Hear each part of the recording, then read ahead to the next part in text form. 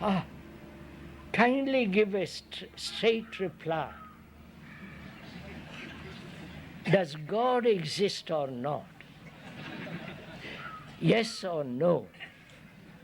If yes, how best to realize Him in this life? It's a lovely question, isn't it? Kindly give a straight reply. Does God exist or not? Yes or no?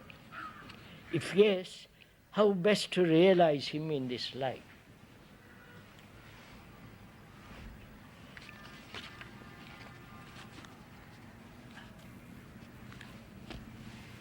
Man, throughout history, from the ancient Greeks, from the ancient Sumerians, have this idea of God. Right?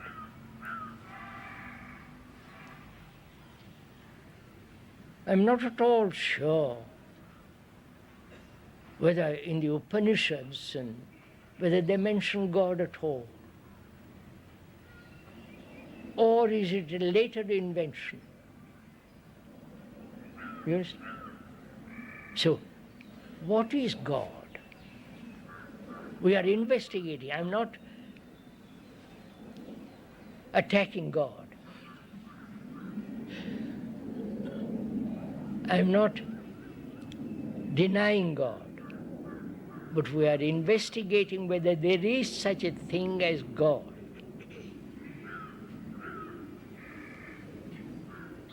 Who invented God?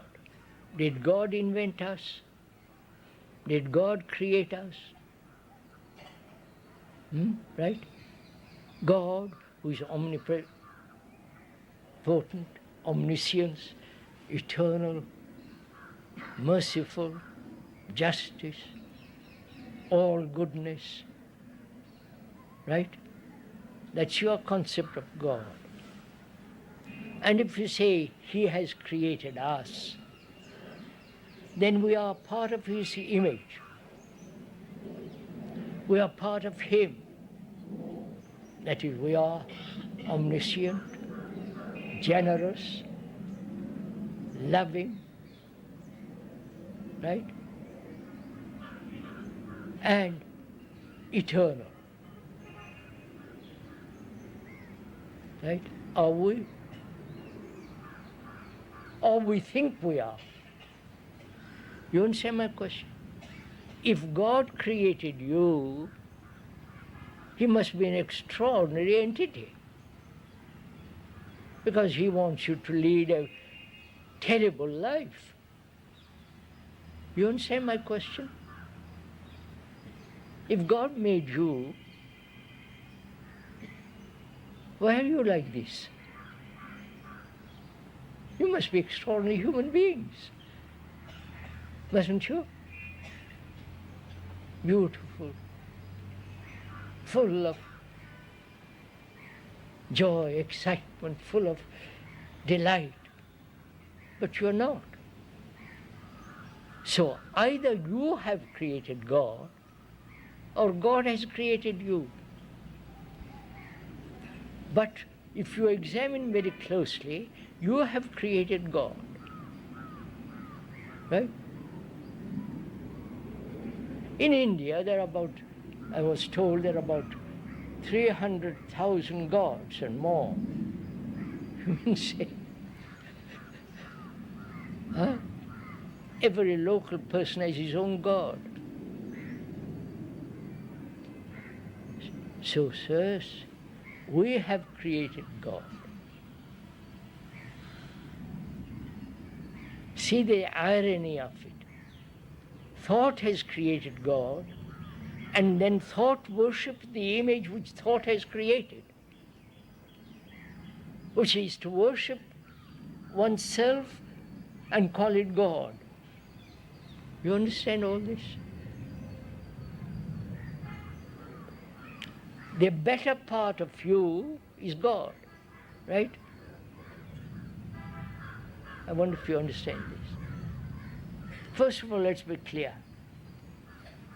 Have you created God? the local gods round the corner, or the local god in Rome or in Tirupati or wherever. You have created them, haven't you? Huh? You're so very uncertain, aren't you? So frightened.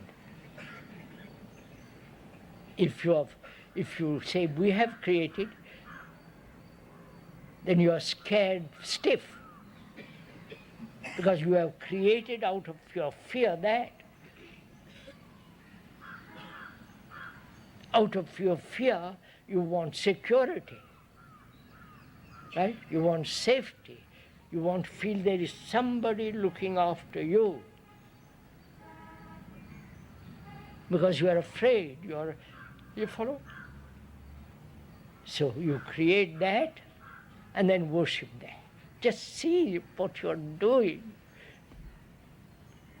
Going to Tirupati and putting all your money in the bag. Do you think God wants your money? So look at it all. You have nothing but to offer but money, garlands, prostrations, rituals, right? You have nothing else to offer. Have you realized the tragedy of this earth?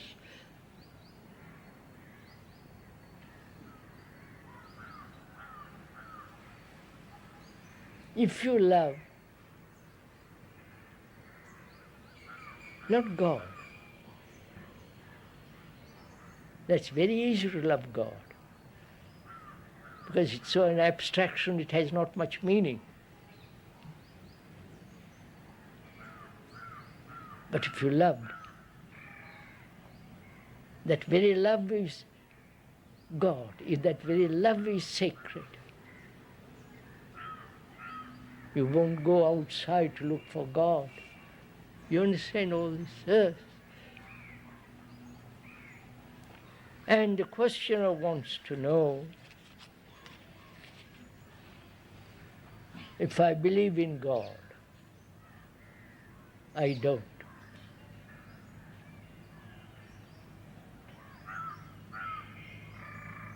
Because God is not something created by man. There is such thing as eternity, which is to be outside of time. Yes, sir? For that you must have a mind, a heart that is completely free from all the burdens of life. Right?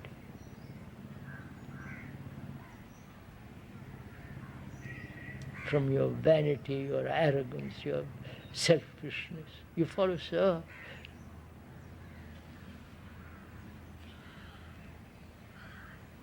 And we say, well, I'm not capable of it. Tell us what to do. You're back in the cycle.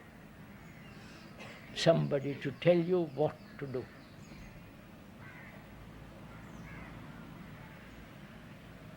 So you are in a jungle, you have to walk through it by yourself.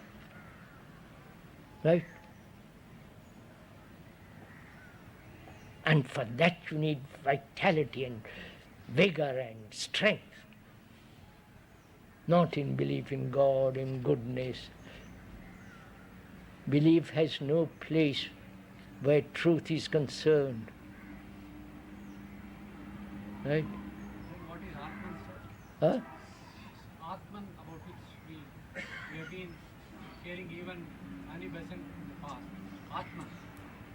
Who is that?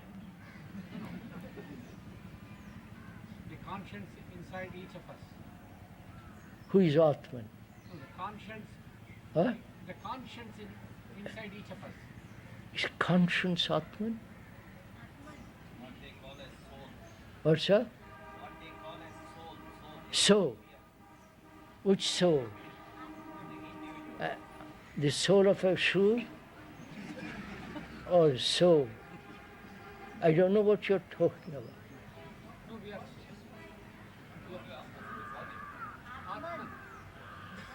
At last you're all getting excited.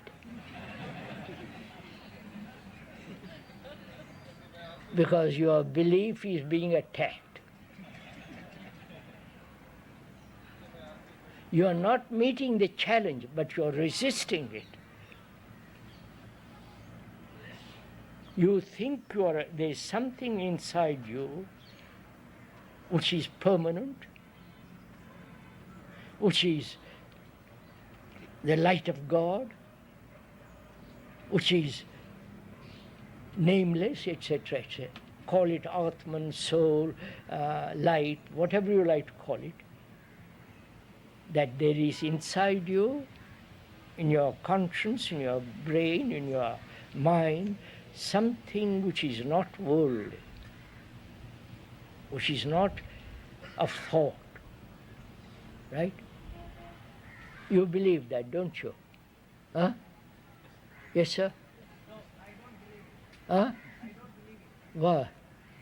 Because there is no such thing. How do you know? That's my belief. Just believe, believe, believe. What kind of brains have you, sirs? Don't you want to find out? Don't you want to investigate into the truth of this matter? Whether there is soul, Atman, whatever you like to call it, don't you just believe what? If you believe, what value has it? See, suppose I believe I've got Atman or whatever it is, super Atman, I'll call it. I believe in that. And what value has it? In my daily life, what part does it play? I'm miserable, I'm confused, I'm lonely, anxious, in agony. What's the point of my having a belief in Atman? If I'm free from all that, completely, then I shall find out. But to suppose it becomes so childish, for God's sake. And we're all grown-up people. Jobs, children, wives.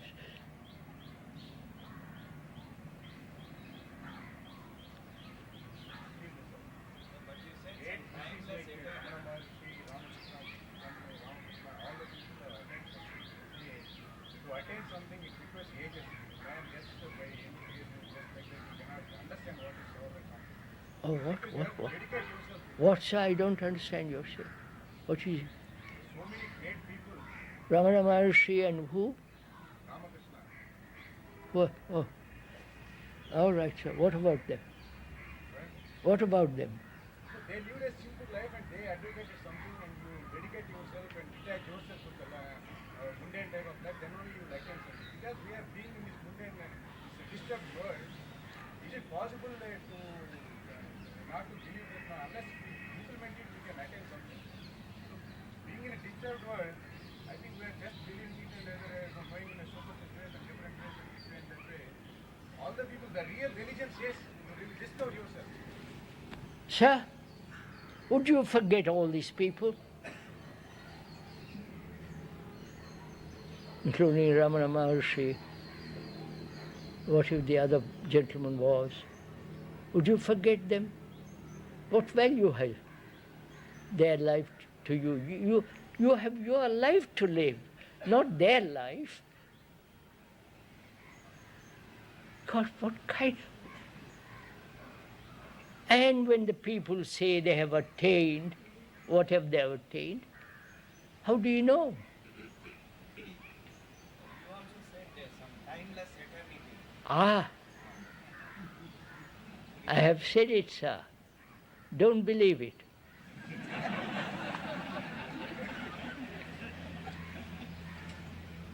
That's not fair. It's not fair, I know. It's not quite fair. But sir, just listen.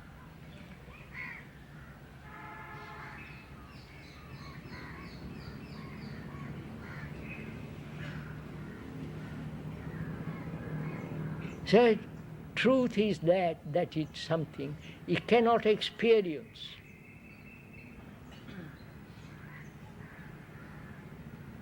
It cannot be told to you. Word is not that. But if you live on words, it's that. You understand? The word is not that. Like the word tree is not the tree. I can describe eternity, blah, blah, blah. But the word is not that. But we are satisfied with the word. Right, sir?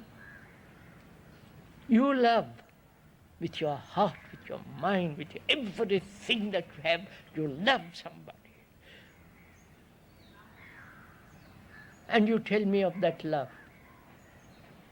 And I accept the words, but have no, the flower isn't there, the perfume isn't there. You see, sirs,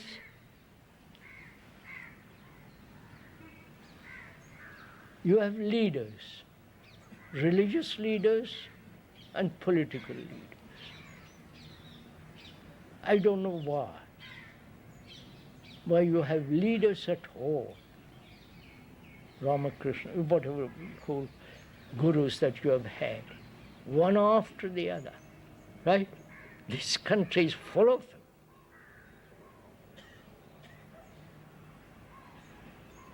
And why do you follow? You understand?